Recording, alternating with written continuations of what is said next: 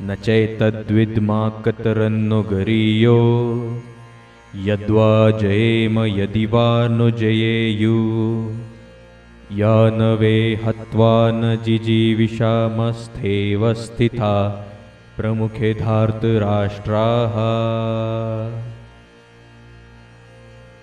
हम यह भी नहीं जानते कि हमारे लिए क्या श्रेष्ठ है, उनके जीतने या उनके द्वारा जीते जाना। यदि हम धृतराष्ट्र के पुत्रों का वध कर देते हैं तो हमें जीवित रहने की आवश्यकता नहीं है, फिर भी वे युद्ध भूमि में हमारे समक्ष खड़े हैं। तात्पर्य, अर्जुन की समझ में यह नहीं आ रहा था कि वह क्या करे, युद्ध करे और अनावश्यक रक्तपात का कारण बने। यद्यपि क्षत्रिय होने के नाते युद्ध करना उसका धर्म है, या फिर वह युद्ध के विमुख होकर भीख मांगकर जीवन यापन करे। यदि वह शत्रु को जीतता नहीं तो जीविका का एकमात्र साधन भिक्षा ही रह जाता है। फिर जीत भी तो निश्चित नहीं है, क्योंकि कोई भी पक्ष विजयी हो सकता है। यदि उसकी विजय हो भी जाए, क्योंकि उसका पक्ष न्याय पर है, तो भी यदि धृतराष्ट्र के पुत्र मरते हैं तो उनके बिना रह पाना अत्यंत कठिन होगा। उस दशा में यह उसकी दूसरे प्रकार की हार होगी। अर्जुन द्वारा व्यक्त इस प्रकार के ये विचार सिद्ध करते हैं वह न केवल भगवान का महान भक्त था, अपितु वह अत्यधिक प्रबुद्ध और अपने मन तथा इंद्रियों पर पूर्ण नियंत्रण रखने वाला था।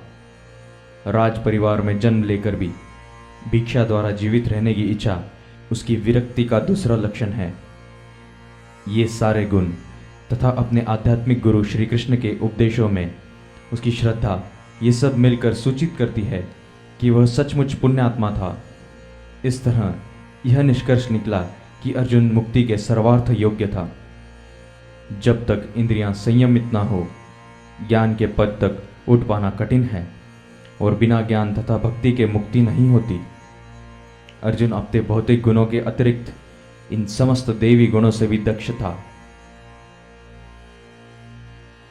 कार्पण्य दोषोपहत स्वभाव पृच्छामि त्वां धर्म समूढ़चेताः यच्छ्रेयस्यान्निश्चितं ब्रूहि न तन्मे शिष्यस्तेऽहं शाधि मां त्वां प्रपन्नम्। अब मैं अपनी कृपण दुर्बलता के कारण अपना कर्तव्य भूल गया हूँ और सारा धैर्य खो चुका हूँ। ऐसी अवस्था में मैं आपसे पूछ रहा हूँ कि जो मेरे लिए श्रेयस्कर हो उसे निश्चित रूप से बताएं। अब मैं आप ही का शिष्य हूँ और आप ही का शरणागत हूँ, कृपया मुझे उपदेश दें। तात्पर्य, यह प्राकृतिक नियम है कि भौतिक कार्यकल्प की प्रणाली हर एक के लिए चिंता का कारण है। पग पग पर उलझन मिलती है, अतः प्रामाणिक गुरु के पास जाना आवश्यक है, जो जीवन के उद्देश्य को पूरा करने के लिए समुचित पथ निर्देश दे सके। समग्र वैदिक ग्रंथ हमें यह उपदेश देते हैं कि जीवन की अनचाही उलझनों से मुक्त होने के लिए प्रामाणिक गुरु के पास जाना चाहिए। ये उलझनें उस दावाग्नि के समान है जो किसी के द्वारा लगाए बिना भभक उठती है। इसी प्रकार विश्व की स्थिति ऐसी है कि बिना चाहे जीवन की उलझनें स्वतः ही उत्पन्न हो जाती हैं। कोई नहीं चाहता कि आग लगे, किंतु फिर भी वह लगती है और हम अत्यधिक व्याकुल हो उठते हैं। अतः वैदिक वाङ्मय उपदेश देते हैं कि जीवन की उलझनों को समझने तथा उनका सम्मान करने के लिए हमें परंपरागत गुरु के पास जाना चाहिए। जिस व्यक्ति का प्रामाणिक गुरु होता है वह सब कुछ जानता है, अतः मनुष्य को भौतिक उलझनों में न रहकर गुरु के पास जाना चाहिए। यह इस श्लोक का तात्पर्य है। आखिर भौतिक उलझनों में कौन सा व्यक्ति पड़ता है? वह जो जीवन की समस्याओं को नहीं समझता।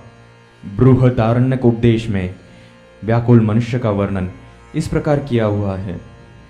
कृपण वह है जो मानव जीवन की समस्याओं को हल नहीं करता और आत्म साक्षात्कार के विज्ञान को समझे बिना कुकर सुकर की भांति इस संसार को त्याग कर चला जाता है। जीव के लिए यह मनुष्य जीवन अत्यंत मूल्यवान निधि है, जिसका उपयोग वह अपने जीवन की समस्याओं को हल करने में उपयोग कर सकता है।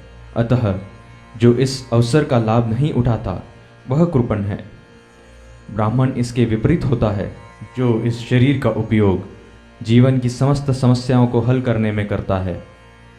देहात्म बुद्धिवश कृपण या कंजूस लोग अपना सारा समय परिवार, समाज, देश आदि के अत्यधिक प्रेम में गवा देते हैं। मनुष्य प्रायः चरम रोग के आधार पर अपने पारिवारिक जीवन अर्थात पत्नी, बच्चे तथा परिजनों में आसक्त रहता है। कृपण यह सोचता है कि वह अपने परिवार को मृत्यु से बचा सकता है, अथवा वह यह सोचता है कि उसका परिवार या समाज उसे मृत्यु से बचा सकता है। ऐसी पारिवारिक आसक्ति निम्न पशुओं में भी पाई जाती है, क्योंकि वे भी बच्चों की देखभाल करते हैं। बुद्धिमान होने के कारण अर्जुन समझ गया था कि पारिवारिक सदस्यों के प्रति उसका अनुराग तथा मृत्यु से उनकी रक्षा करने की उसकी इच्छा ही उसकी उलझनों का कारण है। यद्यपि वह समझ रहा था कि युद्ध करने का कर्तव्य उसकी प्रतीक्षा कर रहा है, किंतु कृपण यानी दुर्बलता के कारण वह अपना कर्तव्य नहीं निभा रहा था। अतः वह परम गुरु भगवान कृष्ण से कोई निश्चित हल निकालने का अनुरोध कर रहा है। वह कृष्ण का शिष्यत्व ग्रहण करता है। वह मित्रतापूर्ण बातें बंद करना चाहता है। गुरु तथा शिष्य की बातें गंभीर होती हैं और अब अर्जुन अपने मान्य गुरु के समक्ष गंभीरतापूर्वक बातें करना चाहता है। इसलिए कृष्ण भगवत गीता ज्ञान के आदि गुरु हैं और अर्जुन गीता समझने वाला प्रथम शिष्य है। अर्जुन भगवत गीता को किस तरह समझता है यह गीता में वर्णित है।